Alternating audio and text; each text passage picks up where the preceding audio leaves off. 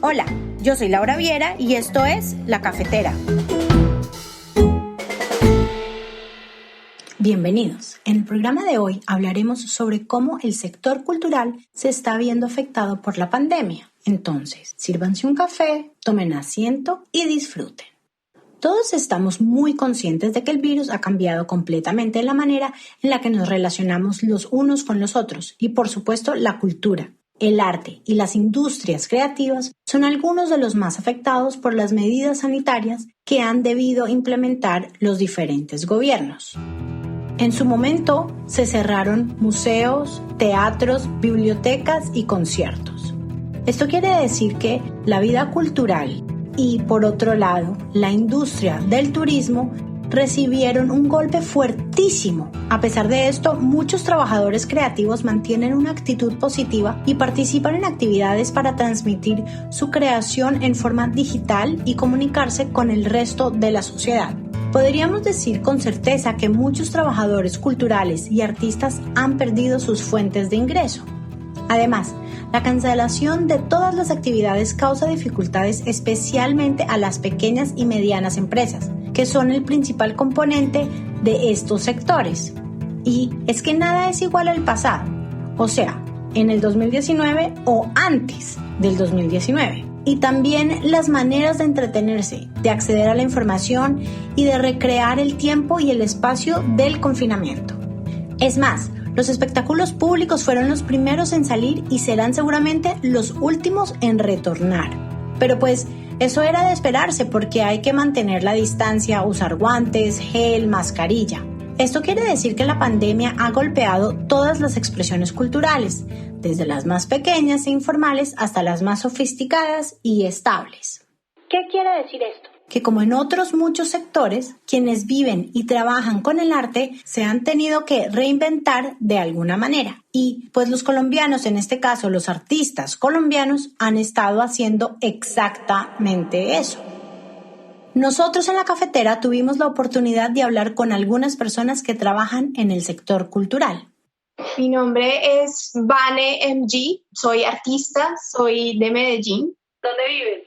Vivo en Londres. Soy Jimena Abello, soy colombiana, soy de Bogotá y llevo viviendo ya 4 años en Londres. Bueno, yo soy Oscar Caballero, soy compositor, productor y artista. Llevo ya más de 15 años de experiencia de estar en el gremio. Soy de Bucaramanga, exactamente de Piedecuesta, Santander. Yo soy Paloma Jaramillo, colombiana. Desde hace 2 años estoy en Madrid y mi familia desde hace 35 años inició el proyecto de Galería La Cometa en Colombia. Desde hace un año largo quisimos expandirnos, por lo que abrimos una sede de nuestra galería aquí en Madrid y otra en Medellín. Yo soy la encargada de nuestro espacio de Madrid. Yo me llamo Mariana Rubla, yo estoy en Medellín, Colombia. Soy gestora cultural, trabajo para una editorial que tiene sede en Miami y en Bogotá, y bueno, soy gestora cultural freelance. En este momento pues como hago proyectos, me dedico a eso y ahora estoy con pandemia también. Mi nombre es Juan Pablo Ortiz, más conocido con el seudónimo de Tucci.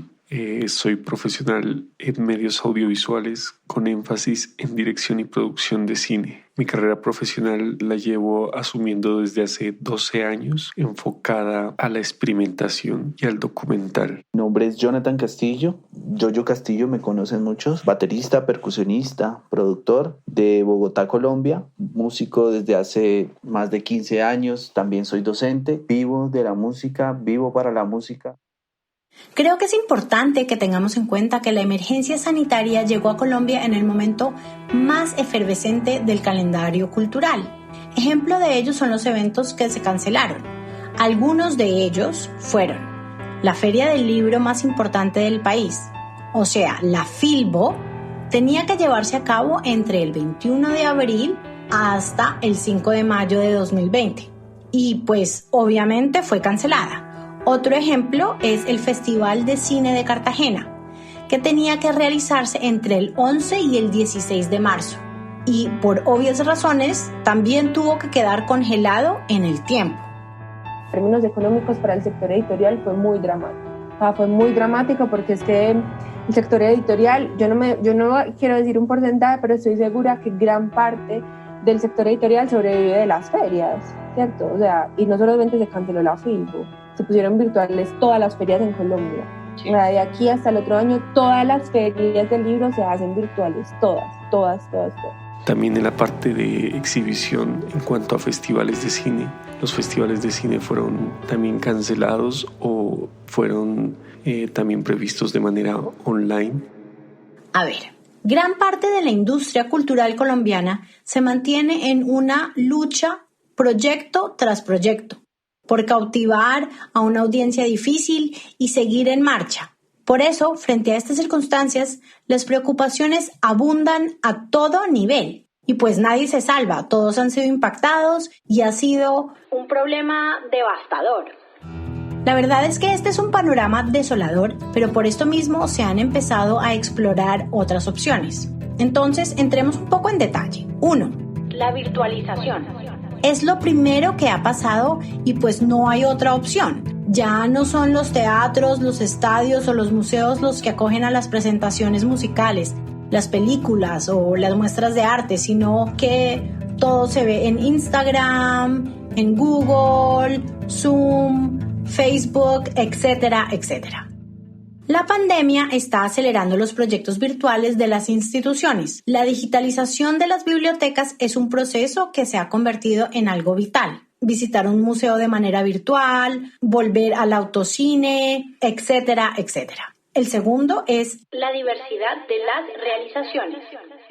Hay cientos de muestras fotográficas, radiales, electrónicas, de artes visuales, museográficas, teatrales y relacionadas con la lectura. Ahora hay más podcasts independientes, exposiciones virtuales, grabaciones de grandes orquestas hechas desde la casa, hay seminarios web, clubes digitales de lectura, obras de teatro para pequeñas audiencias conectadas, muestras de arte con realidad aumentada, bibliotecas digitales, educación artística virtual, entre otros.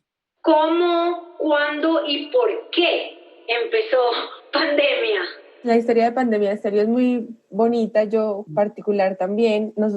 Ninguno de nosotros había hacer radio, pues ya sí sabemos, pero no sabíamos. Nosotros somos un equipo de 6 personas, Juan David, Caliche, Camilo, Sara, Anita Cuadros y yo. Y así esos nombres que uno no los piensa un segundo, pero les llegan a la mente, ¡tin! Pandemia Estéreo, así fue.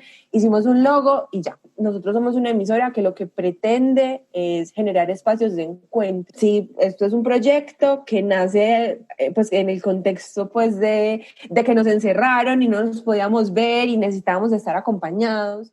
Otro punto clave es la promoción de formas de participación. Ahora las producciones generan públicos que pueden comunicarse e interactuar entre sí. Y por supuesto, tenemos el fortalecimiento de la apropiación cultural en el espacio doméstico. Y esto es algo que ya venía sucediendo hace años con la radio, la televisión y mucho más activamente ahora con los computadores, gracias a Internet, a las redes sociales y, por supuesto, a la telefonía celular. Pero como todos, aunque creemos que la pandemia durará un buen tiempo, en algún momento tendrá que desvanecer o al menos ser manejable gracias a la vacuna y a las medidas de seguridad. Esto tiene muchas consecuencias. En términos culturales, esto significa que en los próximos años será una necesidad crear una convivencia entre los modos tradicionales de circulación cultural y los nuevos soportes tecnológicos. Por esto mismo, en el post-pandemia se encontrarán relaciones aún más creativas entre ambos mundos. El peligro es que de aquí a que nosotros nos podamos inventar qué vamos a hacer, nos podemos morir de hambre. Pues es así de dramático. Pues como que mientras nos inventamos qué hacer, pues pasarán unos años, entonces, y eso no es sostenible.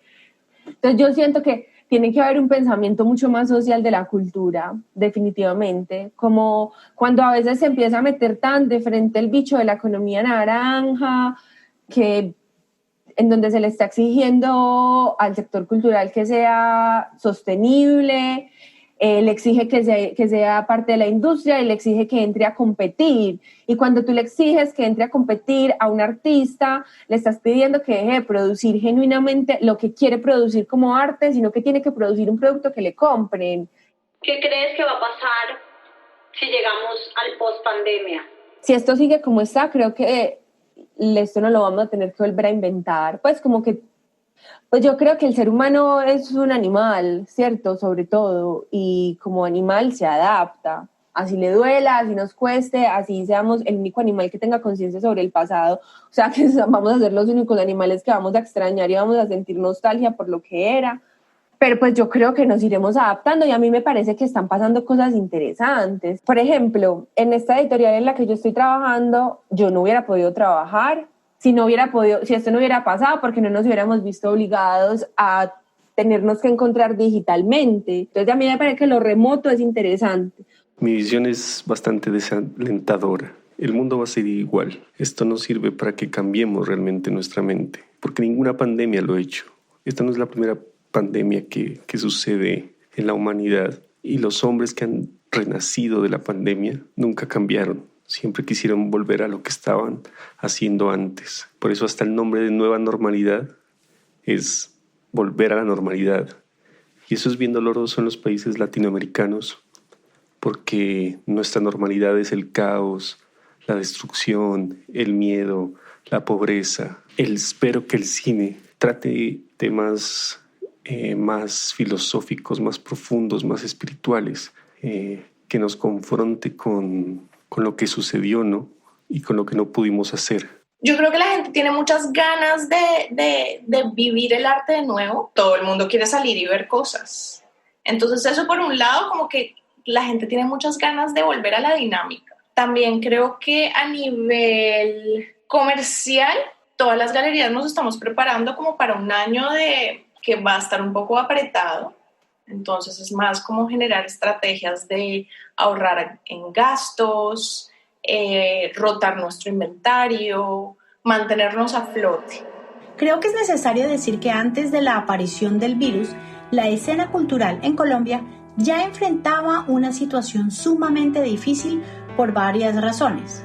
Algunos de estos motivos son el poco presupuesto que se destina a las actividades culturales, la poca infraestructura y los estímulos con los que cuenta el sector cultural en nuestro país. La comunidad cultural en Colombia se ha empezado a movilizar. Por ejemplo, el 13 de marzo apareció el hashtag Eventos en crisis, promoviendo la reunión del sector de la industria del entretenimiento. La idea era crear una ruta de trabajo para censar y proponer soluciones al gobierno nacional mediante el nombramiento de delegados regionales por sector. El 14 de marzo, Cine Colombia anunció el cierre de todas sus salas y en los días siguientes, Royal Films y las salas públicas e independientes hicieron exactamente lo mismo. Que nuestro fondo de desarrollo cinematográfico depende de un impuesto que se cobra a cada boleta de cine, por lo cual para el año 2021 los ingresos o la financiación para las películas será escaso, y por eso están buscando nuevas formas en esta exhibición, ya sean online o en canales de televisión, que supla esta cuota, ¿no? A ver, toda esta ebullición cultural deja abiertas muchas preguntas, todas ellas conectadas con el futuro de la creatividad y las artes en la vida de las personas. Y así llegamos al final de la primera parte de nuestra mirada a la situación cultural durante la pandemia. A ustedes, gracias por acompañarnos hoy, y saben que si les gustó este podcast, pueden compartirlo con su familia y amigos y en las redes sociales. Además, pueden escribirnos un correo electrónico con sus inquietudes o temas que les gustaría proponer a lacafetera@solques.com. Nos escuchamos en una próxima oportunidad. La Cafetera se hizo posible gracias al guión e investigación periodística de Laura Viera Abadía y a la musicalización original y producción de Enrique Chamas Stewart. Gracias por acompañarnos.